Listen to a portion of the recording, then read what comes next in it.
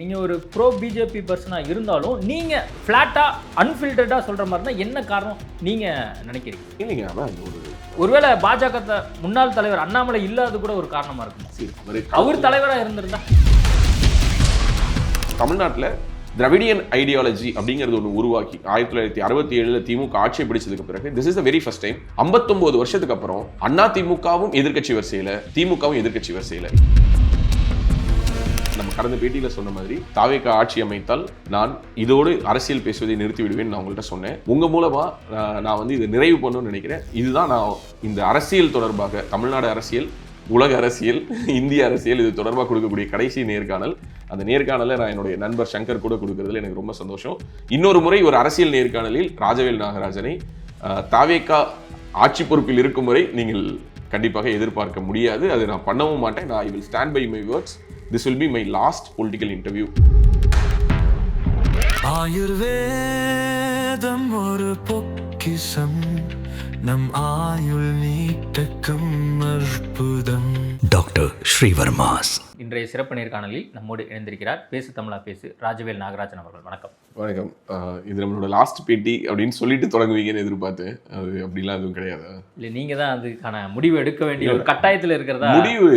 நான் I stand. நிறைய journalist, நிறைய விமர்சகர்கள் எல்லாரும் தேர்தலுக்கு முன்பாகவும் தேர்தல் முடிந்த பின்பாகவும் பல்வேறு கருத்துக்கள் வச்சாங்க. நீங்கள் கூட கான்ஃபிடென்ட்டாக இருந்தீங்க, எப்படியாவது என்டிஏ இங்கே ஆட்சியை பிடிக்கும் அப்படின்னு சொன்னீங்க. இப்போ என்டிஏ ஆட்சி பிடிக்கிற மாதிரி சூழல் இல்லை. இப்போ நீங்கள் என்ன பண்ண போறீங்க? உங்களுடைய முடிவு முதல்ல சொல்லுங்கள், அப்போ தான் நேயர்கள்லாம் என்னோட முடிவு தான் மொத்தமாக முடிச்சிட்டிங்களே, அப்புறம் என்ன என்னோட முடிவு முடிஞ்சு போங்க அப்படிங்களா? இல்லை, ரொம்ப சிம்பிள். நான் I stand by my words தான். நான் இப்படி சொன்னேன் அப்படி சொன்னேன்லாம் நான் எதுவும் மாற்றி சொல்ல விருப்பப்படல. நான் உங்ககிட்ட கடைசி நேர்காணலில் நான் சொன்னது என்னென்னா, தாவேகா ஆட்சி அமைத்தால் நான் கொடுக்கக்கூடிய கடைசி அரசியல் பேட்டி இதுதான் அப்படின்னு சொன்னேன். அதோட நான் அரசியல் பேசுகிறத நிறுத்திடுறேன்னு சொன்னேன். I stand by my words. இன்னும் ஆட்சி அமைக்கலை, பட் எப்படி ஒரு தனிப்பெரும்பான்மை மிக்க ஒரு கட்சியாக வந்திருக்காங்கன்னா, நான் இதை ஓப்பனாக என்ன அட்மிட் பண்ணிக்கணும்னு நினைக்கிறேன்னா, நம்ம ஏதோ மிஸ் பண்ணியிருக்கோம். இப்போ ஒரு உதாரணத்துக்கு நான் உங்ககிட்ட கூட லாஸ்ட் டைம் சொன்னேன், எனக்கு வேளச்சேரியில் கேண்டிடேட்டை பார்க்க முடியல, ஆலந்தூரில் கேண்டிடேட்டை பார்க்க முடியல, மற்ற ஊர்களில் பார்க்க முடியல அப்படின்னு.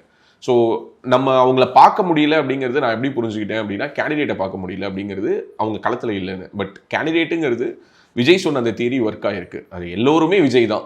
ஓகே, அவங்க நின்ன கேண்டிடேட் யாருன்னு பார்த்து மக்கள் ஓட்டு போடல. முக்கால்வாசி ஊரில் ஓட்டு போட்ட மக்களுக்கு அவங்களோட கேண்டிடேட்டோட பேர் கூட தெரியல. இதுதான் கலை யதார்த்தம். அவங்க விஜய் சொன்ன மாதிரி அவர் ரொம்ப சிம்பிளாக அதை கம்யூனிகேஷனாக சொல்லிட்டார். காலைல எந்திரிங்க, குளிங்க, நேராக போங்க, போலிங் பூத்துக்கு போனீங்கன்னா விசில் சிம்பிள் இருக்கும், அதுக்கு நேராக ஒரு பட்டன் இருக்கும், அதை அழுத்துங்க. ஸோ மக்கள் எல்லோருமே தாங்கள் போடக்கூடிய ஒவ்வொரு ஓட்டும் விஜய்க்காக போட்ட ஓட்டாக கருதி போட்டிருக்காங்க. அப்போ விஜய் மக்களுடைய உணர்வை புரிஞ்சிருக்கிறாரு, அதை அடிப்படையாக வச்சு அவர் பேசியிருக்கிறாரு. மக்கள்லாம் ஓட்டு போட்டுட்டாங்க. கடைசியாக கிட்டத்தட்ட 108 தொகுதிகளில் வெற்றி பெறவும் வச்சுட்டாங்க. அப்படின்னு இருக்கும்போது அப்போ மக்களுடைய பல்ஸை இங்கே இருக்கக்கூடிய தேசிய கட்சியாக இருக்கக்கூடிய பாஜகவோ காங்கிரஸோ, மாநில கட்சியாக இருக்கக்கூடிய திமுகவோ அதிமுகவோ ஏன் அந்த உணர்வுகளை, அந்த பல்ஸை பிடிக்க முடியலன்னு நினைக்கிறீங்க? இது பிஜேபி, ஏடிஎம்கே, டிஎம்கே, காங்கிரஸ் உட்பட ஒட்டுமொத்த தமிழ்நாட்டில் இன்னும் சொல்லப்போனால் விஜயே மக்களுடைய பல்ஸை கரெக்டாக பிடிச்சி இந்த மாதிரி 108 சீட் வருவோன்னு எதிர்பார்த்துருப்பாரான்னு எனக்கு தெரியாது. ஓகே, மேபி அவருக்கு ஒரு நம்பிக்கை இருந்திருக்கலாம். பட் நம்பர்ஸ் ஒரு 108 தான் வரும் அப்படின்னு சொல்லிட்டு ஜான் ஆரோக்கியசாமிக்கோ அல்லது மிஸ்டர் ஏ ஸ்கொயர் ஆதவ அர்ஜுனாவுக்கோ தெரிஞ்சிருக்குமான்னு எனக்கு தெரியல. ஜான் ஆரோக்கியசாமி கான்ஃபிடென்ட்டாக இருந்திருக்காரு. ஒரு ஸ்ட்ராட்டஜிஸ்ட்ங்கிறவங்க கான்ஃபிடென்ட்டாக தான் இருப்பாங்க. இப்போ பிரமாணியால அதனுடைய ஹெட் ஸ்ரவந்த் கிட்டேயோ இல்லை ராகுல் கிட்டேயோ இல்லை அவங்களோட டீம் ஹரி கிட்டேயோ யார்கிட்ட போய் நீங்கள் கேட்டிங்கனாலும் அவங்களும் என்ன சொல்லுவாங்கன்னா, நாங்கள் அதிமுக ஜெயிக்குங்கிறதுல உறுதியாக இருந்தோம் தான் சொல்லுவாங்க. அதே மாதிரி நீங்கள் இங்கே பிஜேபிக்கு ஒர்க் பண்ண வராகி டீம் கிட்ட போயிட்டு நீங்கள் கேட்டிங்கன்னா அவங்க பிஜேபி வின் பண்ணுவோம். யாராக இருந்தாலும் அவங்க வேலை பார்க்கக்கூடிய அந்த கட்சிக்கிட்ட போயிட்டு இல்லை நீங்கள் தோற்றுருவீங்க அப்படின்னு யாராவது சொல்லுவாங்களா என்ன? அப்படி யாரும் சொல்ல மாட்டாங்க. அப்படி சொன்னால் எப்படி அவங்களுக்கு அடுத்த மாதம் பேமெண்ட் கொடுப்பாங்க? ஸோ அப்படிலாம் சொல்ல மாட்டாங்க. பேசிக்கலி அவங்களுக்கு கலை யதார்த்தம் ஓரளவுக்கு தெரிஞ்சிருக்கும். இதை மேபி ஃபஸ்ட்டு இந்த களம், அதாவது அந்த ஓட் போலிங் முடிஞ்ச உடனே அந்த ஃபார்ம் 17C கலெக்ட் பண்ணோம் அப்படின்னு சொல்லிட்டு அன்றைக்கி நைட்டு பார்த்தீங்கன்னா சோஷியல் மீடியாவில் திமுகவினர் அதை ஒரு பெரிய வேலையாக சொல்லிட்டு இருந்தாங்க. நாங்கள் எவ்வளோ ஓட்டு பதிவாயிடுச்சு நாங்கள் தெரிஞ்சுக்கிட்டோம், நாங்கள் வார் ரூமில் வாட்ச் பண்ணோம். ஏன்னா முதல்வர் கூட பார்த்தீங்கன்னா ஓட்டு போட்டு நேராக வார் ரூம் போனாருலாம் நியூஸ் வந்துச்சு. ஸோ அன்னைக்கு நைட்டே அவங்களுக்கு ஆல்மோஸ்ட் என்ன தெரிஞ்சிருச்சுன்னா, போலிங் நடந்திருக்கு, எக்ஸ்ட்ரானரியான போலிங், நம்ம கட்சி வாக்குகள் அப்படியே ரீட்டைன் ஆயிருக்கு. ஆல்மோஸ்ட் இப்போ திமுகவினுடைய வாக்கு சதவீதம் பார்த்தீங்க அப்படின்னா 24% அவங்க இண்டிவிஜுவலாகவும் கூட்டணியாகவும் சேர்ந்து எடுத்திருக்காங்க. இன்னைக்கு முதல்வர் ஒரு ட்வீட் போட்டிருக்காரு, முன்னாள் முதல்வர் இல்லையா, இந்த நிமிஷம் வரைக்கும் அவர் தான் முதல்வர், புது முதல்வர் பொறுப்பேற்கிற வரைக்கும். ஸோ ஸ்டாலின் அவர்கள் என்ன சொல்லியிருக்காருன்னா, நமக்கும் அந்த புதிய கட்சிக்கும் இடையில வாக்கு வித்தியாசம்ங்கிறது 3.4% தான். வெறும் 17.5 லட்சம் வாக்குகள் தான் நம்மளை விட அவங்க கூட வாங்கியிருக்காங்க. நம்ம ஒரு மிகப்பெரிய தோல்வி அடையலை அப்படின்னு சொல்லியிருக்காரு. இப்போ எப்படி பார்த்தாலும் தோல்வி தான். திருப்பத்தூர் தொகுதியில் பார்த்தீங்கன்னா முன்னாள் அமைச்சர் பெரிய கருப்பன் வந்து ஒரு வாக்கு வித்தியாசத்தில் தோற்றிருக்காரு. ஸோ ஒரு வாக்காக இருந்தாலும் இந்த ஒரு வாக்கோட ஒரு வேல்யூ என்னங்கிறத நம்ம பார்க்குறோம். ஏன்னா இன்னைக்கு காலையில் பார்த்தா சோஷியல் மீடியாவில் ஒருத்தர் ட்வீட் பண்ணியிருக்காரு, நான் மஸ்கட்லேருந்து இந்த ஓட்டு போகிறதுக்காக வந்தேன், அதே திருப்பத்தூர் தொகுதியை சேர்ந்த ஒருத்தர் வந்து போஸ்ட் பண்ணியிருக்காரு. ஸோ அப்போ இந்த மாதிரி வெவ்வேறு ஊர்களிலிருந்து வெவ்வேறு நாடுகளிலிருந்து ஒரு குடும்பமாக குறிப்பாக சொல்லணும்னா பெண்கள், ஓகே, அதாவது ஏன் இங்கே இருக்கக்கூடிய முக்காவாசி மீடியாஸ் அல்லது எக்ஸிட் போல்ஸ் தவறாக போச்சு, அல்லது நான் உட்பட என்னை போலவே நிறைய பேர் பேசினாங்க. தாவேக்கா வந்து 10 சீட்டு ஜெயிக்கும், 20 சீட்டு ஜெயிக்கும், 10% வருவாங்க, 20% வருவாங்க. நான் வந்து கடைசி பேட்டியில் கூட நான் சொல்லியிருப்பேன், நீங்கள் வேணாலும் அந்த பேட்டி எடுத்து பாருங்கள். 22% 25% சொன்னா அவங்க ஒரு 33% போயிருக்காங்க. ஸோ அந்த 8.4 9.2 வரைக்கும் போயிருக்காங்க. இன்னைக்கு காலையில தகவல் அடிப்படையாக கரெக்ட் தான். அதான் எக்ஸாக்ட் டேட்டா ஜான ஆரோக்கியசாமி ஆதவர்ஜுனாக்கு அடுத்து சங்கருக்கு தான் தெரியுங்கிற அளவுக்கு டேட்டாவை புள்ளி விவரங்களுக்கு விரல் நுனியில். அதனாலதான் வந்து முன்னாடியே சொல்லிட்டு இருந்தோம், விஜய்க்கான வரவேற்பு நிறைய இருக்கு, நீங்களாம் வேற நம்பர் சொல்றீங்களே, நீங்களாம் வந்து பிஜேபி டபுள் டிஜிட்ல ஜெயிக்கும்னு சொல்றீங்களே, அதிமுக ஜெயிக்குன்னு சொல்றீங்களே, அப்படிங்கும்போது நம்ம அந்த பிஜேபி மட்டுமல்ல, அதுதான் நான் சொல்ல வந்தேன். பிஜேபி மட்டுமல்ல, காங்கிரஸ் மட்டுமல்ல, திமுக அதிமுக உட்பட அனைத்து கட்சிகளும் உட்பட, கூடுதலாக பாத்தீங்கன்னா இங்க இருந்து எக்ஸிட் போல்ஸ் கொடுத்த அத்தனை நிறுவனங்கள் உட்பட மிகப்பெரிய செஃபாலஜிஸ்ட் உட்பட அனைவருமே அவங்களுடைய டைரக்ஷன் வேற ஒன்றா இருந்தது. நான் மறுபடியும் சொல்றேன், அன்னைக்கு நான் கடைசி பேட்டியில் சொன்ன மாதிரி இது ஒரு சர்ஃபேஸ்டா மேல இருக்கு, ஒரு சோஷியல் மீடியாவில் ஒரு வைபா இருக்கு, ஒரு யூத் மட்டும் இருக்கு, ஃபர்ஸ்ட் ஜென்ரேஷன் ஓட்டர்ஸ் மட்டும் இருக்காங்கன்னு தான் எல்லோருடைய கணிப்புமாக இருந்தது. நான் வெளிப்படையாக ஒத்துக்கொள்கிறேன், அதில் தவறு இருந்திருக்கு, அதில் நம்ம கணிக்க தவறிட்டோம். இந்த அளவுக்கு ரூட்டடாக ஸ்ட்ராங்காக ஃபேமிலியாக அவங்க போய் ஓட்டு போட்டாலும் அது இவ்வளோ பெரிய மேசிவான நம்பர்ஸாக வருங்கிறத யாரும் எதிர்பார்க்கல. அந்த கணிக்க தவறிட்டாங்கன்னு சொல்லுவாங்கல்ல, இப்போ கணிப்புன்னு விஜய் அவர்கள் சொன்னார். இப்போ உங்களுக்கே எக்ஸாக்ட் சினாரியோ என்னங்கிறது இப்போ தெரிஞ்சிருச்சு. எந்த இடத்துல நம்ம கணிக்க தவறிட்டோம் நீங்க நினைக்கிறீங்க? அதான் சொல்றேன், பெண்கள் தான் முக்கியமா இங்க இருக்கக்கூடிய விமன் ஓட்டர்ஸ் அப்படிங்கிறவங்க வந்து அப்படியே ஒரு மிகப்பெரிய ஒரு ஷிஃப்ட் நடந்திருக்கதை நான் பாக்குறேன். இது வந்து இன்னும் கொஞ்சம் கம்யூனலா நம்ம ஒவ்வொரு விஷயமா உடச்சு பார்த்தோம்னா, விஜய்க்கு விழுந்த ஓட்டுகளை வந்து ஓவராலா பாத்தீங்கன்னா அவர் கிட்டத்தட்ட பட்டேல் சமூகத்தை சேர்ந்தவங்களை பொது தொகுதிகளில் நிறுத்தி கிட்டத்தட்ட 20க்கும் மேற்பட்டவர்கள் வென்றிருக்கிறாங்கன்னு சொல்றாங்க. அவர் வந்து ஈக்குவேஷன்ஸ் பார்த்து நிறுத்தல, அந்தந்த ஊரை பார்க்குறாரு, தொகுதியை பார்க்குறாரு, அதில் தனக்கு யார் லாயலிஸ்ட், தன்னுடைய ஃபேன் அசோசியேஷனில் யாராவது இருக்காங்களான்னு பார்க்குறாரு. அப்படி இல்லை அப்படின்னா அந்த ஊரில் வேற யாராவது கேண்டிடேட்டாக நிற்கிறதுக்கு தயாராக இருக்காங்களா. இப்போ ஒரு உதாரணத்துக்கு திருவண்ணாமலையில் பார்த்தீங்கன்னா அருள் ஆறுமுகத்தை வேட்பாளராக நிறுத்தினாரு, கம்பத்தில் கொண்டு போய் ஜெகநாத் மிஸ்ராவை நிறுத்தினாரு. நான் கடந்த பேட்டியிலே கூட சொல்லியிருந்தேன், ஒரு செட்டியார் கட்சி வச்சிருந்தார், ஒரு 24 மணி தெலுங்கு செட்டியார் கட்சி. ப்ளஸ் அவர் கூடுதலாக பார்த்தீங்கன்னா அவர் வந்து ஒரு பழைய நகையை அடகு வாங்கி விற்கிற நிறுவனம் நடத்திட்டு இருந்தார். ஸோ இப்போ அவரை கொண்டு வந்து அங்கே கேண்டிடேட்டாக போட்டதாக இருக்கட்டும், KM ஷெரீஃபை வந்து புதுக்கோட்டையில் கேண்டிடேட்டாக போட்டார், VS பாபுவை கொண்டு வந்து குளத்தூரில் கேண்டிடேட்டாக போட்டார், செங்கோட்டையன் வந்து கோபிச்செட்டிப்பாளையத்தில். இந்த மாதிரி மற்ற கட்சிகளில் இருந்து JCD பிரபாகரெல்லாம் அவருக்கு ஆல்மோஸ்ட் பொலிட்டிக்கல் கரியரே முடிஞ்சிருச்சு. அவருக்கு திரும்ப ஒரு ரீஸ்டார்ட் கொடுத்து அவர் கொண்டு வந்து 1000 விளக்கில் போட்டது. இப்படி வெவ்வேறு கட்சிகள்ல இருந்து அவர் வேட்பாளரை சூஸ் பண்ணி அவர் போட்டு அவர் கேண்டிடேட்டா நிறுத்தினாலும் கூட இதுல யாருக்குமே தனிப்பட்ட முறையில் அவங்களுக்கான ஓட்டுங்கிறது விழல. என்ன ஓட்டு விழுந்ததுன்னா விஜய்க்கான ஓட்டு. நான் உங்க வீட்டில் வந்து ஒரு மகனா இருக்கேன், நான் உங்க வீட்டில் வந்து ஒரு தம்பியா இருக்கேன், என்னுடைய அம்மாக்கள் அக்காக்கள் அப்படின்னு சொல்லி அவர் பேசின அந்த பர்சனல் கனெக்ட் ஒர்க் ஆயிருக்கு. ஸோ ஏன் இதை ஊடகங்களால கணிக்க முடியாம போச்சு அப்படின்னா, மோஸ்ட்லி நம்மளுக்கு ஏதோ ஒரு நரேட்டிவ் இருந்துருக்கு. இல்ல நரேட்டிவ் மட்டும் இல்லைங்க, நம்ம மறுபடியும் சொல்றேன், இப்ப நரேட்டிவ்ங்கிறது விருப்பு சார்ந்தது. இப்ப விஜய் ஜெயிப்பாருன்னு சொன்னவங்களுக்கு நரேட்டிவ் இல்லாம ஊடகங்கள் டிஜிட்டல் பிளாட்ஃபார்ம் கூட எந்த ஒரு டிஜிட்டல் பிளாட்ஃபார்மே வந்து விஜய்க்கு இருக்கக்கூடிய ஒரு பக்கம் வரவேற்பை சொன்னாலும், ஆனா திமுகவுக்கு இருக்கக்கூடிய வரவேற்பையும் அதே மாதிரி அதிமுகவுக்கு இருக்கக்கூடிய வரவேற்பையும் தான் அதிகமா. முதல் நாள்ல இருந்து இன்னைக்கு நிறைய பேர் கிரெடிட் எடுத்துக்கலாங்க. இன்னைக்கு அவங்களுக்கு எல்லாம் டியூ கிரெடிட்ஸ் போய் சேரட்டும். ஒரு உதாரணத்துக்கு இப்ப ஷபீர் பேசினேங்கிறாரு. இப்ப வந்து நீங்களே வந்து இப்ப தேர்தல் முடிவுகள், அதாவது தேர்தலுக்கு பிறகான போலிங்க்கு அப்புறம் தான் நீங்களே ஒரு ஸ்டாண்ட் எடுத்து விஜய்க்கு இவ்வளவு பெரிய ஆதரவு இருக்குங்கிறத நீங்க பேச ஆரம்பிச்சீங்க. வேற யார் இருக்கலாம் அந்த கிரெடிட் கொடுக்கணும்னு எனக்கு தெரியலைங்க. ஆனா நான் ஒருத்தருக்கு தான் அந்த கிரெடிட் நான் கொடுப்பேங்க. அது டே 1ல இருந்து விஜயுடைய பெர்சன்டேஜ் ஒரு பீக்ல இருக்கு, ஒரு ஸ்பைக்கை பார்க்குறேன் அப்படிங்கிறத வெளிப்படையாக ஓப்பனா சொன்ன ஒரு நபர்னா யாருன்னா இதயா அவர்கள் தான். அவரை தவிர்த்து மீதி எல்லோருமே ஒரு சந்தேகத்தின் அடிப்படையிலையும் டெஸ்ட் அண்ட் ரன் பண்ணி பார்த்து திமுக பகச்சிக்காம அவங்களுடைய கருத்துக்களை சொன்னாங்களே தவிர, இதயா மட்டும்தான் டே 1ல இருந்தே என்ன பண்ணாருன்னா ஓப்பனா சொன்னார். அவங்க ஒரு 30% ஸ்பைக்ல இருக்காங்க, 30% தாண்டாங்க. ஒரு முறை நான் அவர்கிட்ட அழைத்து பேசும்போது கூட என்னுடைய அரசியல் சார்பு நிலைப்பாடுகள்லாம் தெரிஞ்சு அவர்கிட்ட ஃபர்ஸ்ட் சொன்ன வார்த்தை என்னன்னா, நான் ஒரு நபரை சந்திக்கணும், ஒரு குறிப்பிட்ட அரசியல் தலைவரை வந்து சந்திக்கணும், நீங்கள் வந்து ஒரு உங்களுடைய செஃபாலஜியோடைய அந்த அறிவு எங்களுக்கு தேவைப்படுது, உங்களுடைய கருத்து கணிப்பு தேவைப்படுதுன்னு சொல்லும்போது அவர் ஃபர்ஸ்ட் வார்த்தை என்னன்னா, நான் இப்படி தான் சொல்லுவேன், நான் ஓப்பனாக சொல்லுவேன், நான் வந்து என்னுடைய மதம் இது, என்னுடைய அடையாளம் இது, எனக்கு அரசியல் சார்புலாம் கிடையாது, உங்களுக்கு ஓகேவான்னு கேட்டார். ஓகே, அதுக்கு பிறகு நான் அவரை சந்திக்கல, அது வேறு விஷயம். நான் அவரை சந்திக்கவும் இல்லை, அந்த வேலை நடக்கவும் இல்லை. ஏன் இதை சொல்கிறேன்னா, அவர் அப்போதிலிருந்து கிட்டத்தட்ட ஒரு வருஷத்துக்கு மேலே அவர் ஒருத்தர் மட்டும்தான் விஜய் 30% விஜய் 30%ங்கிறது சொல்லிக்கிட்டே இருந்தார். ஆனால் அவரே கூட இப்போ நேற்று பார்த்தீங்க அப்படின்னா ஒரு ஃபேக்சுவல் எரராக ஒரு விஷயத்தை சொல்றாரு. ஒரு உதாரணத்துக்கு அதிமுகலேருந்து 1/3 வந்து உடச்சு கொண்டுட்டு போனால் விஜய் ஆட்சி அமைச்சிடலாம். அப்படி பண்ண முடியாது. இட்ஸ் 2/3 மெஜாரிட்டி பண்ணணும். ஸோ இப்போ இதனால வந்து அவர் தப்பாக சொல்லிட்டாருன்னு அர்த்தம் கிடையாது. ஸோ இந்த ஸ்லிப் ஆஃப் த டங் அப்படிங்கிறது எல்லோருக்கும் இருக்கும். இதை தாண்டி ஃபேக்சுவல் எரர்ஸ் அப்படிங்கிறது எல்லோருக்கும் வரக்கூடியது தான். இப்போ அத்தனை செஃபாலஜி நிறுவனங்களும் ஒரே மாதிரி ஒரு கருத்தை சொல்லலை. கிட்டத்தட்ட ஒரு 10 நிறுவனங்கள் வெளியிட்ட கருத்துக்கள் வந்து யாருக்கு எதிராகத்தான் இருந்திருக்குன்னா விஜய்க்கு எதிராக தான் இருந்திருக்குது. ஸோ ஒரே ஒரு நிறுவனம் மட்டும்தான் விஜயினுடைய நம்பர்ஸை எக்ஸாக்டாக மேட்ச் பண்ணியிருக்காங்க. இன்னும் சில நிறுவனங்கள் சொல்லலாம் நாங்கள் இவ்வளோ கொடுத்தோமே அவ்வளோ கொடுத்தோமே. 20-30 தொகுதி கூட குறைச்சி கொடுக்கறதுங்கிறதுலாம் ஒரு பிளண்டருங்க. 20-30 தொகுதி ஒரு ஓட்டில் ஒரு தொகுதியுடைய வெற்றி தோல்வியை தீர்மானிக்க முடியாதுங்கிற போது நீங்கள் 20 தொகுதி கூட கொடுத்துட்டோம், நாங்கள் 20 தொகுதி கம்மியாக கொடுத்துட்டோம், +or-20 கான்ஸ்டியூன்சிஸ் சொல்லி கிரெடிட் எடுக்கிறதுக்கு ஓடி வரவங்கலாம் திருட்டுத்தனமான வேலை பண்றாங்க. என்னை பொறுத்த வரைக்கும் அதெல்லாம் நான் ஒத்துக்க மாட்டேன். எல்லாருக்குமே வந்து ஒரு பாடம் தான். அதுதான் சொல்லுவேன். இந்த எலெக்ஷன் தமிழ்நாட்டில் எல்லோருக்கும் ஒரு பாடம்.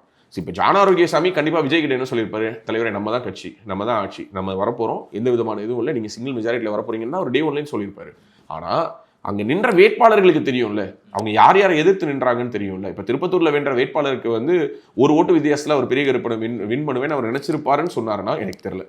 ஆனால் ஜெயிப்போங்கிற நம்பிக்கையில் தானே சீட்டு வாங்குறோம். ஸோ யாருமே தோப்போங்கிற நம்பிக்கையில் சீட்டு வாங்கியிருக்க மாட்டாங்க. இது இல்லாமல் நிறைய ஃபேக்டர்ஸ் விளையாண்டுருக்கதை நம்ம பார்க்கணும். ஆனால் இனிமேல் அவர் தான் சிஎம் அப்படிங்கிற ஒரு சூழல் வந்த பின்பாகவும் இன்னும் நம்ம விஜயை வந்து நெகட்டிவாக தான் பேசணும். நான் நெகட்டிவாக எங்கே இந்த ஒட்டுமொத்த பேட்டி கிட்டத்தட்ட நம்ம 15 நிமிஷம் பேசியிருக்கோம். நான் விஜய் எங்கேயுமே நெகட்டிவாக பேசலை. 35% ஓட்டு வாங்கியிருக்காரு. நீங்கள் 35% ஓட்டு வாங்கின விஜயை 108 சீட்டு வின் பண்ண விஜய் நீங்கள் பேசுறீங்க. இப்போ 108 சீட் இல்லாமல் 234 தொகுதியில் எவ்வளோங்க மெஜாரிட்டி? மீதி 108 போயிடுச்சுன்னா மீதி 126 தொகுதியில் விஜய் வேணாம் தானே முடிவு எடுத்திருக்காங்க. ஸோ அப்படி பார்த்தீங்கன்னா தமிழ்நாட்டில் இருக்கக்கூடிய 50% தொகுதி மக்கள் விஜய் வேணாம் தானே முடிவு எடுத்திருக்காங்க. அப்படிதானே நம்ம அதை புரிஞ்சுக்கணும். சோ இப்போ லேண்ட்ஸ்லைடு வெற்றி வரல, வாக்கு சதவீதத்தின் அடிப்படையில் விஜயினுடைய வெற்றியை நான் மதிக்கிறேன். விஜயினுடைய வெற்றியை நான் வந்து அதுக்கு ஒரு அர்த்தம் கொடுக்கணுங்கிறத நான் மதிக்கிறேன். ஆனா அவர் ஸ்வீப் பண்ணல. ஸ்வீப்புங்கிறது வேற, ஸ்வீப்புங்கிறது லேண்ட்ஸ்லைடு வெற்றி கிடையாது. 170 தொகுதி வென்றிருக்காருன்னா நீங்க இப்ப பேசுறதை நான் ஒத்துப்பேன். நான் பேசவே மாட்டேன். இந்த பேட்டிக்கு நீங்க கூப்பிட்ட பொழுது இல்லைங்க நான் கடந்த பேட்டியை நீங்க போட்டிருங்க, ஒரு நியூஸ் கார்டு போட்டிருங்க, கடந்த பேட்டியோடனே இனிமேல் ராஜவேல் நாகராஜன் கருத்துக்களே சொல்ல மாட்டாருன்னு. ஆனா நான் ஏன் இது நேரத்தில் பதிவு பண்ணணும்னு நினைக்கிறேன்னா இது வெற்றி தான், மிகப்பெரிய வெற்றி, அதுல மாற்றுக்கிறது கிடையாது. ஆனால் இது தமிழ்நாடு ஒட்டுமொத்தமாக ஏற்றுக்கொண்ட வெற்றி அல்ல. அப்படி ஏற்றுக்கொண்ட வெற்றினா 50% அதிகமான வாக்குகளை வாங்கியிருக்கணும், 140-150 சீட்டு கடந்திருக்கணும். இன்னைக்கு யார் மீதி 10 எம்எல்ஏக்களை கொடுப்பாங்க? அது வந்து காங்கிரஸ் கொடுக்குமா, விசிகா கொடுக்குமா, பாமக கொடுக்குமா, இல்ல வந்து கம்யூனிஸ்டுகள் கொடுப்பாங்களான்னு எதிர்பார்த்து நிற்க கூடாது. அப்போ மக்கள் இவர்கள் தான் ஆள வேண்டும் என்று முடிவெடுத்திருந்தாங்கன்னா 130 140 தொகுதிகள் கொடுத்துருக்கணும். டெல்டால அவ்வளோ வீக்கா தான் இருக்கு. ஏன் டெல்டால ஓட்டு போடல?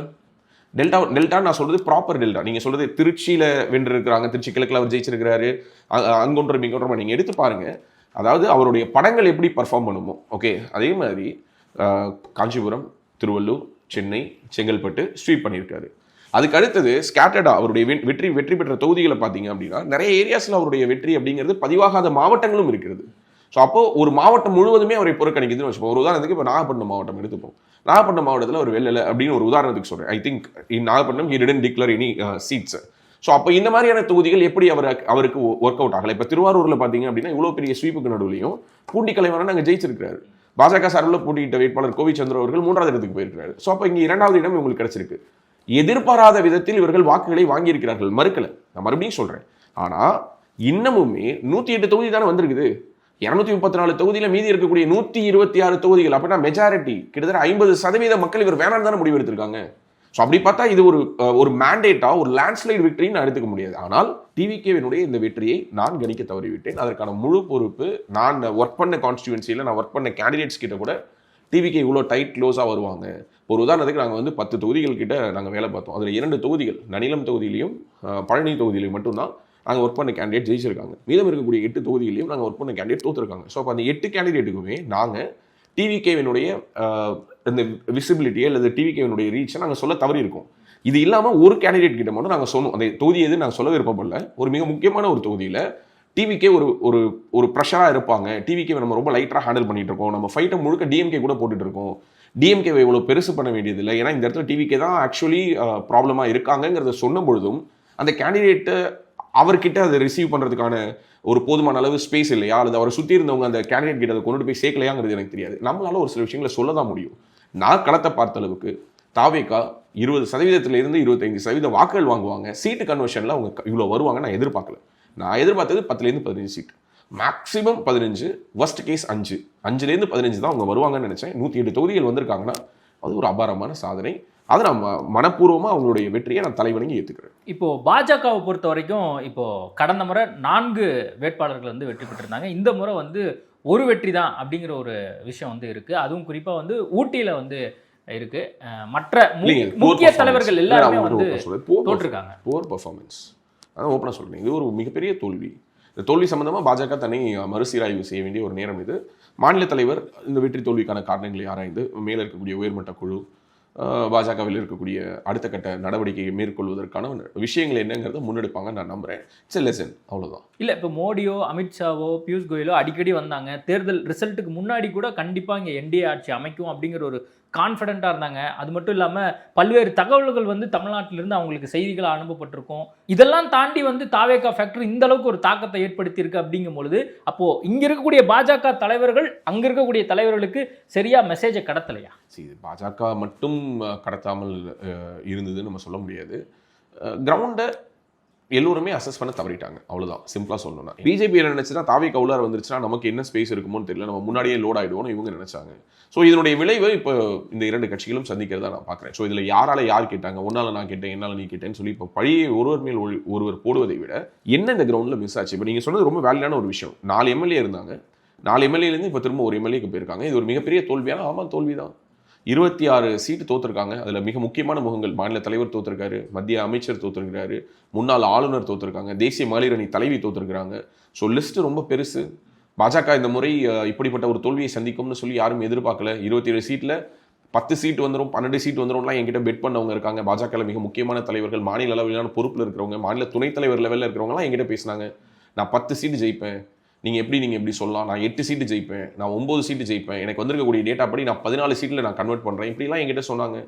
பட் அதெல்லாம் வந்து நம்பிக்கையின் அடிப்படையில் சொல்கிறது தானே. யாருமே வந்து தோக்கணுங்கிறதுக்காக வேலை பார்க்க மாட்டாங்க. ஏன்னா இதில் வந்து பல பேருடைய உழைப்பு இருக்குது, எதிர்காலம் இருக்குது. நமக்கு அட்லீஸ்ட் இது வந்து ஒரு வீடியோவில் நம்ம பேசணும், நம்மளுடைய கருத்தை சொல்ல. தோல்விக்கான காரணமா நீங்க என்ன பாக்குறீங்க? நீங்க ஒரு ப்ரோ பிஜேபி பர்சனா இருந்தாலும் நீங்க ஃபிளாட்டா அன்ஃபில்டர்டா சொல்ற மாதிரி தான் என்ன காரணம் நீங்க நினைக்கிறீங்க? இல்லைங்க, அதான் இது ஒருவேளை பாஜக முன்னாள் தலைவர் அண்ணாமலை இல்லாத கூட ஒரு காரணமா இருக்குமா? அவர் தலைவரா இருந்திருந்தா அவர் தலைவராக இருந்திருந்தா இந்த கூட்டணி அமைஞ்சிருக்குமாங்கிறதுலேருந்தே பல கொஸ்டின்ஸ் இருக்குது. இது ஒரு ஹைபோதெட்டிக்கலான கொஸ்டின். இது நடக்காமல் இருந்திருந்தா அப்படிங்கிற மாதிரி நீங்கள் கேட்குறீங்க. அப்போ விஜய் கட்சி தொடங்காமல் இருந்திருந்தா அப்படின்னு கேட்கலாமா? ஸோ அண்ணாமலை இருந்திருந்தாருன்னா இந்த கூட்டணி இருந்திருக்காது. இந்த கூட்டணி இல்லாமல் இருந்திருந்தால் இந்த அலையன்ஸ் ஈக்குவேஷன்ஸ் என்ன மாதிரி இருந்திருக்கும்? இப்போ சசிகலா அண்ணாமலை போட்டியிட்டு இருந்தால் அவர் போட்டியிட்ட தொகுதியில் அவர் வெற்றி பெற்றிருப்பாரா தோற்றிருப்பாரான்னு கூட இப்போதைக்கு சொல்ல முடியாத ஒரு சூழல் தான் இருக்குது. டிவிகேயோடவே பார்க்கும்போது கோயம்புத்தூரில் பார்த்தீங்கன்னா அவங்க அடிச்சு நொறுக்கியிருக்காங்க. எல்லா தொகுதிகள்லையுமே இதெல்லாம் வந்து ஸ்டார் கான்ஸ்டியூன்சி அப்படின்னு சொல்லக்கூடிய தொகுதிகள் எல்லாத்தையுமே காலி பண்ணியிருக்காங்க. ஸோ அதை மீறி இந்த அலையில் வேல்மணி அவர்கள் தான் நீந்தி வெளியில் வந்திருக்கிறத நம்ம பார்க்குறோம். அதே மாதிரி கோயம்புத்தூர் சவுத்தில் செந்தில் பாலாஜி அந்த கான்ஸ்டியூன்சியை ரிட்டைன் பண்ணியிருக்கிறாரு. ஸோ எதுக்காக செந்தில் பாலாஜி அங்கே போனாரோ அந்த பர்பஸும் நடக்கலை. எதுக்காக இவங்க கோயம்புத்தூரை ஸ்ட்ராங்காக ஹோல்டு பண்ணிக்கிட்டு கோயம்புத்தூரில் ஒட்டுமொத்தமாகவே ஒரே ஒரு சீட்டை பிஜேபிக்கு மட்டும் கொடுத்துட்டு மீதி எல்லாத்தையும் நாங்கள் நிற்கிறோம்னு சொன்னாங்களோ அதுவும் நடக்கல. ஸோ இப்போ பிஜேபி உறுதியாக வென்றுவிடும் அப்படின்னு சொல்லப்பட்ட தொகுதிகளான மொடக்குறிச்சியாக இருக்கட்டும், ஆனந்த நரேசாமி நின்ற வாசுதேவநல்லூராக இருக்கட்டும், இந்த மாதிரியான தொகுதிகளில் கூட அதாவது ரொம்ப கான்ஃபிடென்ட்டாக சொன்னாங்க, இதெல்லாம் வந்து 200% ஜெயிச்சிருவோம். அவினாஷி வந்து அதிமுகவோட கோட்டை, அங்கே முருகன் நிற்கிறாரு, ஸோ இவ்வளோ பெரிய ஒரு கோட்டையை வந்து விட்டு கொடுத்துருக்காங்க, ஸோ அப்படின்னா அவர் ஜெயிச்சிருவாரு. இப்படி சொன்ன இடங்களே போயிருக்கும் பொழுது மற்றவர்களெல்லாம் நம்ம குறைய சொல்ல முடியாது. இப்போ கந்தர்வ கோட்டையில் ஏன் தோத்தாங்கன்னு கேட்கவே முடியாது. ஏங்க நீங்கள் அவினாசிலேயே தோத்துட்டீங்க, நீங்கள் என்ன கந்தர்வ கோட்டை பற்றி பேசுறீங்கன்னு தான் கேட்க முடியும். கரெக்டாக இல்லைங்களா? மொடக்குறிச்சியில் நீங்கள் சிட்டிங் எம்எல்ஏ, அவங்களுக்கு பதிலாக யாருக்கு சீட்டு கொடுக்குறாங்க? அவங்களுடைய மருமகளுக்கே சீட்டு கொடுத்து அதே மொடக்குறிச்சி தொகுதியில் நிற்க வைக்கிறாங்க. கடந்த முறையே அவங்க போராடி தான் வென்றாங்க. இந்த முறை அதை விட தாண்ட ஒரு மிகப்பெரிய தோல்வியை சந்திக்கிறாங்க அப்படின்னா இட்ஸ் எ கேஸ் ஸ்டடிங்க. இந்த எலெக்ஷனுங்கிறது தமிழ்நாட்டில் 2-3 நல்ல விஷயங்கள் நடந்திருக்கு. அதில் ஒன்று மிக முக்கியமானது என்னன்னா, இந்த தொகுதியில் இந்த சமூகம் தான் ஜெயிக்க முடியும், இந்த தொகுதியில் இந்த கட்சி தான் ஜெயிக்க முடியுங்கிற அந்த ஒரு தியரி உடைக்கப்பட்டிருக்கு. அதை நான் ரொம்ப வரவேற்கிறேன். 2வது, காசு கொடுக்காம பணம் கொடுக்காம மக்களை வந்து விலைக்கு வாங்காம மக்கள் வந்து வேற ஏதோ ஒரு காரணத்துக்காக ஒரு அஃபெக்ஷனுக்காக கூட போடலாம். அது வந்து ஒரு லாயல்ட்டி அப்படிங்கிறது வந்து ஒரு காலமாக 50 வருஷமா நாங்கள் கட்சியில் இருக்கோம், 30 வருஷமா கட்சியில் இருக்கோம் அப்படிங்கிற மாதிரியான அவசியம்லாம் இல்லை. மக்கள் வந்து ஏதோ ஒரு சின்ன ஒரு காரணம், ஒரு ஈர்ப்பின் அடிப்படையில் கூட ஒரு மாசான ஒரு டிசிஷன் எடுக்கிறதுக்கு, ஒரு சேஞ்சை நோக்கி போகிறதுக்கு மக்கள் தயாராக இருக்காங்கிறத உணர்த்தி இருக்கு. இது 2. 3வது ரொம்ப முக்கியமான விஷயம், தமிழ்நாட்டில் திராவிடியன் ஐடியாலஜி அப்படிங்கிறது ஒன்று உருவாக்கி 1967 திமுக ஆட்சியை பிடிச்சதுக்கு பிறகு this is the very first time 59 வருஷத்துக்கு அப்புறம் அண்ணா திமுகவும் எதிர்கட்சி வரிசையில், திமுகவும் எதிர்கட்சி வரிசையில், இந்த 2 கட்சிகளும் எதிர்கட்சி வரிசையில் உட்கார போகிற ஒரு சட்டசபையை 2026 தான் தமிழ்நாடு பார்க்குது 1967 பிறகு. அதான் திமுக அதிமுகவினுடைய இன்றைய நிலையை நீங்க சொன்னீங்க. பாஜகவினுடைய எதிர்காலம் இனிமேல் என்னவாக இருக்க போகிறது? எனக்கு என் கண்ணுக்கு ஒரு ப்ராஸ்பரஸான ஒரு எதிர்காலம் இருக்குதுன்னு என்னால் தமிழ்நாட்டில் சொல்ல முடியல. So they need to self retrospect so much. Okay, அவங்க தங்களை சுய பரிசோதனை செய்து கொள்ள வேண்டிய ஒரு இடத்தில் இருக்கிறார்கள் அப்படின்னு நான் நம்புறேன். இப்போ அண்ணாமலை நேற்று வந்து ஒரு பதிவு வந்து இங்கிலீஷில் போட்டிருந்தாரு. அதில் வந்து நாங்கள் ஆஸ் யூஷுவல் மக்களுடைய அந்த முடிவுகளை நம்ம வரவேற்கிறோம், அவங்க மக்கள் வந்து வாக்களிச்சிருக்கிறாங்க அப்படிங்கிற மாதிரி சொல்லி ஒரு பதிவு ஒன்று போட்டிருந்தாரு. இப்போ இனிமேல் அண்ணாமலை பாஜகவில் தொடருவாரா அப்படிங்கிற வரைக்குமே கேள்விகள் எழ ஆரம்பிச்சிருச்சு. கடந்த முறை நான் உங்கள்கிட்ட கேட்டிருந்தேன், பாஜகவில் இருக்கக்கூடியவர்கள் சில பேர் வந்து அண்ணாமலைக்காக இன்னுமே பாஜகவில் பயணிக்கிறாங்க, பாஜகவில் இவர் வேட்பாளராக இல்லாதது கூட வந்து அவங்களுக்கு அதிருப்தியை கொடுத்துருக்கு, ஒருவேளை அண்ணாமலை இனிமேல் தொடர்றதுக்கான வாய்ப்புகள் இருக்கா அப்படிங்கிற மாதிரி கேள்விகள் கூட கடந்த முறை எழுப்பப்பட்டது. இந்த ஒரு தோல்வி நீங்கள் சொன்னது போல அல்லது மற்றவர்கள்லாம் உணர்ந்தது போல மிகப்பெரிய ஒரு தோல்வி வந்து பாஜகவை பொறுத்த வரைக்கும் இருப்பதனால பாஜகவில் இனிமேல் அண்ணாமலை தொடருவாரா? அண்ணாமலை தான் முடிவு எடுக்கணும். எனக்கு அதில் பெருசாக கமெண்ட் சொல்கிறதுக்கு ஒன்றும் இல்லை. பட் ஒரு விஷயம் என்னால் சொல்ல முடியும், என்னன்னா அவர் எங்கே இருந்தாலும் அவருடைய இடம் அப்படிங்கிறது ஒரு தனித்துவமான ஒரு இடம், அவருக்கான ஒரு தனி இடம் அதை அவரால் உருவாக்கிக்க முடியும், யாரும் கொடுக்கலைனாலும். ஸோ அதை அவர் எங்கே இருந்தாலும் உருவாக்குவார். அதை பாஜகவிலே அவர் இருந்து உருவாக்க வேண்டும் என்பது பலருடைய எதிர்பார்ப்பாக இருக்குது. அது தொடர்பான ஒரு நல்ல முடிவை அவர் தான் எடுக்கணும்னு நான் நினைக்கிறேன். இன்னைக்கு காலையில் ஆஸ் யூஷுவல் தாவேகாவினுடைய அந்த அலுவலகத்துக்கு விஜய் அவர்கள் போயிருக்காரு. எம்எல்ஏக்கெல்லாம் ஒவ்வொருத்தராக போய் அந்த கூட்டங்கள் எம்எல்ஏ கூட்டம் வந்து நடைபெற இருக்குது. அது மட்டும் இல்லாமல் அந்த கான்வாய் முதலமைச்சருக்கான அந்த கான்வாயெல்லாம் ஆல்ரெடி வந்து வர ஆரம்பிச்சிருச்சு. எப்படி பார்க்குறீங்க, அடுத்த சில நாட்கள் எப்படி இருக்க போகுது? இல்லை, எனக்கு தெரிஞ்சு இன்னும் இந்த ட்ராமா இஸ் நாட் இட் டன்ங்க. இது வந்து படம் முடிஞ்சிருச்சு. இப்போ இந்த கிளைமேக்ஸ்க்கு அப்புறம் இன்னொரு கிளைமேக்ஸ் ஒன்று, எக்ஸ்டெண்டட் கிளைமேக்ஸ் ஒன்று போகும் இல்லையா, அந்த மாதிரி எல்லோரும் நினைக்கிறாங்க the results R declared, so இதுக்கு மேலே இது வந்து ஒரு ஸ்மூத் ரன். எனக்கு தெரிஞ்சு இன்னொரு ஒரு வாரம் 10 நாளைக்கு வந்து இன்னும் சில ட்ராமாவான சில காட்சிகளை நம்ம பார்க்கலாம். ஏன்னா 108 க்ளோஸ் பண்ணியிருக்காங்க. இன்னும் அவங்களுக்கு ஃப்ளோரில் ஆஸ் யூஷுவல் எல்லோரும் சொல்லிட்டாங்க, விஜயை 2 தொகுதிகளில் போட்டியிட்டு வெற்றி பெற்றிருக்கிறாரு, சபாநாயகருக்கு ஒரு சீட்டை நம்ம கடவுன் பண்ணணும். ஸோ அவங்களுக்கு இன்னமும் எப்படி பார்த்தாலும் ஒரு சீட்டு குறைஞ்சிருச்சு, சபாநாயகருக்கு ஒன்று போயிடுச்சுன்னா 106, இப்போ 117ங்கிற நம்பர்ஸ்க்கு இன்னும் ஒரு 11 சீட் அவருக்கு வேணும். ஸோ அந்த 11 சீட்ஸ்க்கு அவருக்கு வந்து யார் கொடுக்க போகிறா, அந்த ஆதரவை யார் எக்ஸ்டெண்ட் பண்ண போகிறா அப்படிங்கிறது ஒரு $1 மில்லியன் கொஸ்டின். கண்டிப்பாக அவர் பாமகவுடைய ஆதரவை எடுக்கிறதுக்கு யோசிப்பார். ஏன்னா மிகப்பெரிய அளவில் பட்டியல் சமூக மக்கள் அவரை பேக்கப் பண்ணியிருக்காங்க. ஸோ நிறைய ஸ்டாண்டர்டான இதெல்லாம் வந்து திமுகவினுடைய ஓட் பேங்க்கு, விசிகாவினுடைய ஓட் பேங்க்கு, இங்கே நிறைய பட்டியல் சமூக மக்கள் இருக்காங்கன்னு சொன்ன பூத்துகள் எல்லாத்துலேயுமே நான் சொல்றது கிரவுண்டில் கவுண்டிங் ஏஜென்ட்ஸாக போயிருந்தவங்க கிட்ட பேசும்போது கேள்விப்பட்டது. அங்கே நிறைய ஓட்டுகள் வாங்கியிருக்காரு. இன்னொன்று நிறைய பேர் சொன்னது என்னன்னா, முஸ்லீம் சமூக மக்களுடைய வாக்குகள் அவர் வாங்கலை, கிறிஸ்தவ சமூக மக்களுடைய வாக்குகளை மட்டும் தான் வாங்கியிருக்காரு அப்படின்னு சொல்லி எல்லாரும் கெஸ் பண்ணிட்டு இருந்தாங்க. பட் பல தொகுதிகளில் இஸ்லாமியர்கள் அதிகமாக வசிக்கக்கூடிய பூத்துகள்லையும் அவருக்கு கணிசமான ஓட்டு விழுந்திருக்கு. அதுவும் குறிப்பாக சொல்லணும்னா இஸ்லாமிய ஓட்டுகள் அது எப்படி கரெக்டாக அது பெண்கள் தான் போட்டாங்களான்னு இப்போ ஒரு கேள்வி கேட்பாங்க. ஆனால் நான் ஓப்பனாக உடச்சே சொல்கிறேன், இஸ்லாமிய சமூகத்தை சேர்ந்த பெண்களுடைய வாக்குகள் விழுந்திருக்கு. அதாவது 1977 எம்ஜிஆர் கட்சி உடைச்சி வந்து அவர் வந்து திமுகவில் இருந்து வெளியேற்றப்பட்டு அவர் வந்து அதிமுகவை தொடங்கி அவர் கண்டெஸ்ட் பண்ணும் பொழுது ஒவ்வொரு திமுக வீட்டிலிருந்தும் ஓகே எந்தெந்த திமுக பாரம்பரிய குடும்பங்களோ அந்த வீட்டிலிருந்து ஒரு ஓட்டு எம்ஜிஆருக்கு விழுந்ததுன்னு சொல்லுவாங்க. அது யாருடைய வீட்டுனா அந்த வீட்டில் இருந்த பெண்களுடைய ஓட்டு. ஸோ ஒவ்வொரு திமுக காரனுடைய வீட்டிலிருந்தும் ஒரு பெண்ணுடைய ஓட்டு, அந்த வீட்டில் இருந்த ஒரு பெண்மணியினுடைய ஓட்டு யாருக்கு விழுந்ததுன்னு சொல்லுவாங்க, எம்ஜிஆருக்கு விழுந்ததுன்னு சொல்லுவாங்க. அதே லாஜிக் இப்போவும் நடந்திருக்கு. இஸ்லாமிய சமூக மக்களுடைய வாக்குகளில் பெண்களுடைய வாக்குகள், இஸ்லாமிய சமூக பெண்களுடைய வாக்குகள் விஜய்க்கு மிகப்பெரிய அளவில் போலாயிருக்கிறத நம்ம பார்க்குறோம். நடுத்தர மத்திய வயதில் இருக்கக்கூடிய பெண்களுடைய வாக்குகள், இந்த மாதிரி பல வாக்குகள் அவர் அறுவடை செஞ்சிருக்கிறார். ஸோ அதனால இது ஒரு நம்பிக்கையின் அடிப்படையில் மக்கள் இவ்வளோ பெரிய மேண்டேட் கொடுத்துருக்கும் பொழுது இவர் ஒருவேளை கவர்மெண்ட் ஃபார்ம் பண்ண முடியாமல் போச்சுன்னா அதன் மூலமாக ஒரு மிகப்பெரிய கோபம் வந்து அது இந்த கட்சிகள் மேல் இன்னும் ஒரு மிகப்பெரிய ஒரு கெட்ட அபிப்பிராயத்தை தான் உருவாக்கும். அதனால திமுகவோ அதிமுகவோ இவர் ஆட்சி தொடராமல் போவதற்கான வேலையை செய்ய மாட்டாங்க. ஆனால் அரசியல் என்பது நம்மால் கணிக்க முடியாத பல விஷயங்கள் அப்படிங்கிறது இந்த தேர்தல் முடிவுகளை உணர்த்தினதுனால நான் இந்த ஒரு கணிப்புக்கும் ஒரு ஃபுல் ஸ்டாப்ல நான் வைக்க விரும்பல. என்ன வேணாலும் நடக்கலாம். அடுத்த ஒரு வாரத்துக்கு தமிழ்நாடு அரசியல் களம் இன்னும் பரபரப்பாகவும் சுறுசுறுப்பாகவும் இருக்குங்கிறது மட்டும் என்னால் உறுதியாக சொல்ல முடியுது. விஜயினுடைய அந்த கூட்டம் வந்து ஓட்டாகுமா அப்படிங்கிற விமர்சனம்லாம் இருந்தது. இப்போ கிட்டத்தட்ட வந்து கூட்டமெல்லாம் வந்து ஓட்டா மாறி இருக்கு அப்படிங்கிற விஷயம் இருக்கு. கூடுதலாக இப்போ நீங்கள் எம்ஜிஆர் பற்றி சொன்னீங்க, அப்போ எம்ஜிஆர் அளவுக்கு விஜய் வந்துருவாரா அப்படின்லாம் பேசப்பட்டது. நீங்க என்ன நினைக்கிறீங்க? நான் என்னோட பர்சனல் ஒப்பீனியன் சொல்றேன். இதுக்கு பிறகு நம்ம இதை ஒழிச்சு மறைச்சு பேசுறது ஒண்ணுமே கிடையாது. எம்ஜிஆர் பெற்ற வெற்றியை விட விஜய் பெற்றிருக்கக்கூடிய வெற்றிங்கிறது ரொம்ப முக்கியமான ஒரு வெற்றி. அன்னைக்கு எம்ஜிஆர் வந்து இவ்வளவு பெரிய கட்சிகளை எதிர்த்து அவர் களம் காணல, இவ்வளவு அணிகளை எதிர்த்து அவர் களம் காணல. அன்னைக்கு களத்தில் இவ்வளவு பெரிய கட்சிகளும் கிடையாது. அன்னைக்கு இவ்வளவு காஸ்ட் ஃபேப்ரிக் அடிப்படையில் மக்கள் ஜாதியாக, குழுக்களாக, மதமாக, இனமாக பிரிந்து கிடக்கல. இன்னைக்கு அவ்வளோ பெரிய பிரிவினைகளுக்கு மத்தியில் ஒவ்வொரு கட்சியும் இங்கே 1%, 0.5%, 2%லாம் வச்சுக்கிட்டு சீட்டு ஷேரிங்க்கு வந்து நெகோஷியேட் பண்ணுறதும் அந்த நெகோஷியேஷனுடைய பெர்சன்டேஜ் வேறு மாதிரி மாறி இருக்கு. வாக்குக்கு காசு கொடுக்கறதுங்கிறது இந்த அளவுக்கு இல்லை, அன்னைக்கும் இருந்திருக்கு, அந்த காலத்துலேயும் இருந்திருக்கு. நம்ம பார்க்குறோம் பழைய படங்களில் அந்த காலத்திலேயே எம்ஜிஆருடைய படத்திலேயே ஓட்டுக்கு காசு வாங்கிட்டு பேசுறது, ஓட்டு போடுறதை பற்றி அவர் அப்போவே பேசியிருக்கிறாரு. ஸோ இவ்வளவு சவால்களை எதிர்த்து மீறி விஜய் வென்றிருக்கக்கூடிய இந்த வெற்றிங்கிறது எம்ஜிஆர் பெற்ற வெற்றிக்கு இணையான ஒரு வெற்றியாக நான் பார்க்குறேன். அவரை விட நான் கூடவும் வைக்கல, குறைவாகவும் வைக்கல. ஒன்மோர் எம்ஜிஆர் இல்லைன்னு சொன்னாங்க, Vijay has proven that Vijay இன்னொரு எம்ஜிஆர் என்பதை நிரூபித்து விட்டார் அப்படிங்கிறது தான் என்னுடைய கருத்து. இப்போ தொங்கு சட்டசபை அமைவதற்கான வாய்ப்புகள் இருப்பதா முன்னாடியே வந்து பேசப்பட்டது. இப்போ திருமாவளவன் என்ன சொல்றாருன்னா, விசிகா முன்மொழிந்த கூட்டணி ஆட்சியை வழிமொழிந்த மக்களுக்கு நன்றி, ஆட்சி அமைப்பதற்கான பெரும்பான்மை மக்கள் வழங்காது நுட்பமான அரசியல் அப்படின்னு சொல்லியிருக்காரு. அது மட்டும் இல்லாமல் திமுக கூட்டணி கட்சியில் இருக்கக்கூடியவங்கலாம் இன்னும் வந்து தெளிவான ஒரு கருத்தை வந்து நம்ம பேசிட்டு இருக்கக்கூடிய தருணம் வரைக்கும் வைக்காம இருக்காங்க. இது சம்திங் ஒரு மெசேஜை கொடுக்கல. திருமாவளவன் அவர்களை பொறுத்த வரைக்கும் நான் ரொம்ப ஓப்பனாக சொல்கிறேன், இந்த தேர்தல் முழுவதுமாகவே மிக மிக குழப்பமாக இருந்த ஒரு தலைவர்னா அவர் தான். அவர் இவ்வளோ குழப்பமாக அவர் லைஃப் டைம்லேயே இருந்திருக்க மாட்டார். One of the best leaders with clarity of words அப்படின்னு சொல்லலாம். மேன் ஆஃப் ஃபியூ வேர்ட்ஸ்னாலும் ஷார்ப்பாக தெளிவாக, அது எதிர்கருத்தாக இருந்தாலும் பிடிக்காத கருத்தாகவே இருந்தாலும் அதை தெளிவாக பேசக்கூடியவர். ஆனால் அப்படிப்பட்டவர் தொடர்ந்து குழப்பமான கருத்துக்களை பேசியிருக்காரு. இப்போவுமே அவருக்கு என்னன்னா ஒரு ஐடென்டிட்டி கிரைசிஸ் இருக்குது. ஏன்னா 2 சீட்டு ஜெயிச்சிருக்காங்க.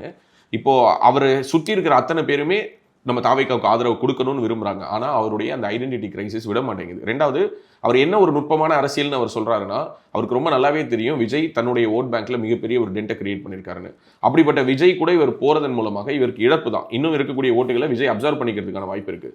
விஜய் இவரை சேர்த்துக்கிறதுனால விஜய்க்கு எந்த விதமான பலனும் கிடையாது. ஏன்னா ஆல்ரெடி இவர்கிட்ட இருக்கக்கூடிய ஓட் பேங்கை அவர் மைக்ரேட் பண்ணி கொண்டு போயிட்டாரு. ஸோ அப்படி இருக்கும்பொழுது விஜய் இவரை சேர்த்துக்கணுங்கிற அவசியம் கிடையாது. ஆனால் விஜய் என்ன நினைப்பாருன்னா, திருமாவளவன் மாதிரியான ஒரு நபர் நம்மளுடைய கூட்டணியில் வருவது தொடர்வது அப்படிங்கிறத அவர் ஆரம்பத்திலேருந்தே விரும்புறாரு. அது ஆதவ அர்ஜுனாவும் ஒரு காரணமாக இருக்கலாம். டே ஒன்லேருந்தே ஒரு ஓப்பனாக திருமாவளவன் அவர்களோட ஒரு மரியாதை நிமித்தமான ஒரு உறவை அவர் மெயின்டைன் பண்ணுறதுக்கு விரும்பினாலும் திருமா மிகவும் சிறுமைப்படுத்தக்கூடிய விதத்தில் விஜயை பற்றி இந்த தேர்தல் முழுக்க பேசியிருக்காரு. இந்த அறிக்கையில் கூட பார்த்தீங்கன்னா, நாம வந்து இந்த தேர்தல் களத்தில் வந்து மதவாத சக்திகளை வீழ்த்துவதுதான் முதன்மைங்கிறதுனால நம்ம அதிமுகவை விமர்சித்தோம், பாஜகவை விமர்சித்தோம். ஆனால் அந்த அளவுக்கு நம்ம வந்து தாவேக்காவை விமர்சிக்கலன்னு சொல்லியிருக்காரு. விமர்சிக்கலையே தவிர மிகவும் சிறுமைப்படுத்தக்கூடிய விதத்தில் அவங்கள வந்து ஒரு கட்சியாகவே நினைக்காம, பொருட்டாவே நினைக்காம, ஆட்சி அதிகாரத்தில் பங்குன்னு விஜய் பேசுனது ரொம்ப ஹியூமிலியேட் பண்ணி பேசினாரு, பேசிக்கிட்டே இருந்தாரு, தொடர்ச்சியாக பேசினார். அதை நம்ம பார்த்தோம். ஏன்னா அவருக்கு ஒரு கட்டத்துக்கு மேலே விஜயினுடைய அந்த வாக்கில் நம்மளுடைய வாக்குகள் கொஞ்சம் கொஞ்சமாக சுரண்டப்படுதுங்கிற ஒரு டேட்டாஸ் அவருக்கு தெரிய ஆரம்பிச்சிருச்சு. ஸோ இப்போவாவது அட்லீஸ்ட் குறைந்தபட்சமாக விடுதலை சிறுத்தைகளை ஒரு சுயமரியாதை மிக்க ஒரு கட்சியாக அவர் ரீட்டைன் பண்ணணும்னு நினைச்சாங்கன்னா அவர் தான் முதல்ல திமுக கூட்டணியை விட்டு வெளியில் ஸ்டெப் அவுட் ஆகணும். ஏன்னா அவரே சொல்லிட்டாரு, நிறைய இடத்துல விசிகாவினர் வேலை பார்க்கலன்னு. ஸ்டெப் அவுட் ஆகி விஜய்க்கு ஆதரவு கொடுத்தாருன்னா அது விடுதலை சிறுத்தைகள் கட்சிக்கு விஜய் கொடுக்கக்கூடிய ஒரு மறுவாழ்வாக இருக்கும். அதனால வந்து தாவேக்காவுக்கு இவர் எதுவும் பெருசாக பெனிஃபிட் பண்ண போகிறது கிடையாது. வேற எந்த கட்சிகள் வந்து அவருக்கு ஆதரவு கொடுப்பாங்க? என்னோட guess Congress, communist and Visika will do அப்படின்னு எனக்கு தோணுது. ஸோ தேமுதிகவை சேர்க்கக்கூடாது அப்படிங்கிறத விஜய்க்கு நான் ஒரு ரெக்வஸ்ட்டாக வைக்கிறேன். சீமான் அவர்கள் 4% வந்து வாக்கு பெற்றிருக்காரு. கிட்டத்தட்ட ஒரு 17 லட்சம் வாக்குகள் வந்து பெறப்பட்டிருக்கு. நீங்க என்ன சொல்ல விரும்புறீங்க? எனக்கு ரொம்ப வருத்தமான ஒரு முடிவு. நாம் தமிழர் கட்சி ரொம்ப ரொம்ப ரொம்ப ஒரு தப்பான ஒரு நரேட்டிவை இந்த வாட்டி பிக் பண்ணி தாவேக்காவுக்கு எதிராக வேலை பார்க்கறதும் தாவேக்காவுக்கு எதிராக பேசுறது தான் தங்களோட அரசியல்னு முடிவெடுத்ததனுடைய வீழ்ச்சியாக நான் அதை பார்க்குறேன். அவங்க அரசியலில் திமுக எதிர்ப்பு அப்படிங்கிறது ரொம்ப மழுங்கி தாவேக்காவினுடைய வெறுப்பு அப்படிங்கிறது ரொம்ப அதிகமாக இருந்ததுடைய விளைவாக நான் பார்க்குறேன். பொசிஷனிங்காக பார்த்தீங்கன்னா டிவிகே கிட்ட இருந்து என்டிகே கற்றுக்க வேண்டிய விஷயம் நிறைய இருக்கதான் நீங்க அப்படி சொல்றீங்க. ஆனால் வந்து சீமான் அவர்கள் ஒட்டுமொத்தமாக தமிழ்நாட்டுக்கு என்ன நலன், திமுக அதிமுக இந்த கட்சி இங்கே இருக்கக்கூடிய தமிழ் மக்களுக்கு என்ன துரோகம் பண்ணியிருக்காங்க, தேசிய கட்சிகள் இங்கே வந்தால் நம்மளுக்கு என்ன நிலைமை வரும் அப்படிங்கிறத அவர் முழுக்க முழுக்க அப்படிதானே பேசினார். தாவேக்காவை பத்தி பேசினாலும் அவர் வந்து ஒட்டுமொத்தமாக தாவேக்காவை அவர் என்ன வேணாலும் பேசட்டும். அவங்க கட்சி இந்த எலெக்ஷன்ல இரலவெண்டா மக்களால் பார்க்கப்பட்டிருக்கு. அதனுடைய விளைவு தான் மறுபடியும் அவங்க 8% பின்னோக்கி போயிருக்காங்க. இன்னும் எவ்வளோ பர்சன்டேஜ்னு வரல. அதர்ஸ்ல தான் 4.97 இருக்கு. அந்த அதர்ஸ்குள்ளார தான் அவங்களோட ஓட்டு இருக்குன்னு நான் புரிஞ்சுக்கிறேன். ஸோ இது வந்து ஒரு சரிவு. நான் மறுபடியும் சொல்றேன், தமிழ் தேசிய அரசியலுக்கான ஒரு கருத்தியலுக்கான ஒரு ஸ்பேஸ் இங்கே இருக்கானா இருக்கு. நாம் தமிழர் கட்சி இந்த தமிழ்நாட்டுக்கு அவசியம். ஆனால் இந்த பாதையில் அல்ல, இந்த விதத்தில் அல்ல. இதுதான் நீங்க முன்னெடுக்க போற அரசியல் அப்படின்னா இது இன்னும் உங்களை பின்னோக்கி தான் எடுத்துட்டு போகுமே தவிர இது உங்களை முன்னோக்கி எடுத்துட்டு போகாது அப்படிங்கிறது என்னோட பார்வை. இது ஒரு அக்கறையான ஒரு விஷயம். எங்க மேல உனக்கு என்ன அக்கறை, ஆடு நினைக்கிறது என்று ஓனாய் அழுகிறதான்னு கேட்டாங்கன்னா அது அவங்களோட விருப்பம். இருந்தாலும் நான் திரும்பவும் சொல்றேன், சீமான் கட்டுத்தொகை இழந்திருக்கிறார். ஓகே, அவங்களோட பாஷையில சொல்லணும்னா கட்டுத்தொகை டெபாசிட் போயிடுச்சு. பிரபு மாதிரியான ஒரு வேட்பாளர் காரைக்குடியில் நின்று 4வது இடம் போயிருக்கீங்க. ஓகே, ஸோ இப்போயாவது நீங்கள் செல்ஃப் ரெட்ராஸ்பெக்ட் பண்ணலை அப்படின்னா இன்னமும் இது தொடர்ந்து மோசமாகி கொண்டே தான் போகும். எல்லோரும் சொல்வது போல நீங்கள் காலம் முழுக்க பயிற்சி மட்டும் தான் எடுத்துகிட்டு இருக்கணும். அப்படியான ஒரு அவல நிலை வேண்டாம் அப்படிங்கிறது என்னுடைய தாழ்மையான கருத்து. சரி, கூட்டணி அரசியல் சரி தவறு, இவங்க கூட நின்னா கூட்டணி கரைஞ்சிரும் போயிடும் வந்துடும், இது எல்லாம் ஓகே.